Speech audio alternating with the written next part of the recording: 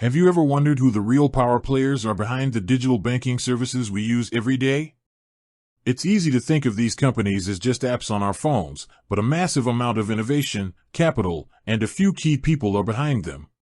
Today, we're pulling back the curtain on Qonto, the French neobank that's been making waves across Europe, to answer the question, who owns Qonto Bank?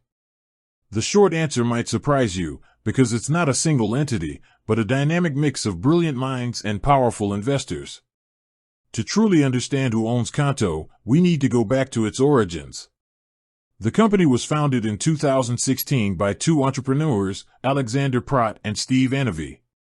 Their story is a classic startup tale born out of frustration.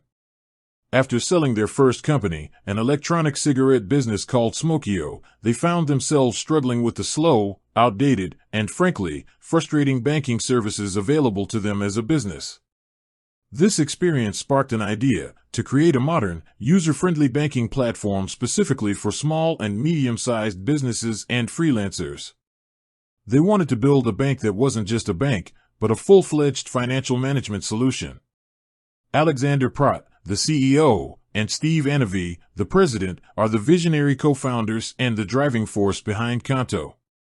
They still play a central and significant role in the company's direction, with Prat focusing on marketing, growth, and finance, while Anavy oversees product development and operations. However, like any successful startup that wants to grow and scale, they couldn't do it alone. This is where the ownership structure becomes more complex and interesting. To fuel its rapid expansion, Qonto has gone through several massive funding rounds, attracting some of the biggest names in venture capital and private equity. These investors now own significant stakes in the company. For example, Qonto has raised hundreds of millions of euros from prominent firms like Vala Ventures, a firm co-founded by the legendary Peter Thiel, as well as Alvin, Tiger Global Management, and TCV. Other notable investors include Eurazeo, KKR, and Insight Partners. These aren't just investors, they are key stakeholders who sit on the board and have a say in the company's strategic decisions. Their investment is a vote of confidence in Qonto's mission and a commitment to its future.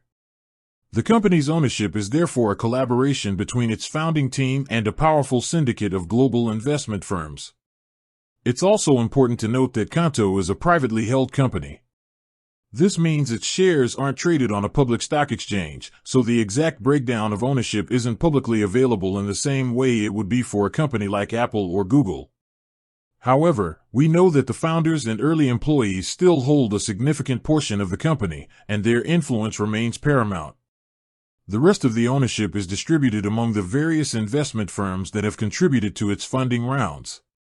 So, while Alexander Prat and Steve Anavy founded Qonto and remain its leaders, the company is owned by a diverse group of stakeholders, including the founders themselves and a long list of powerful investment funds.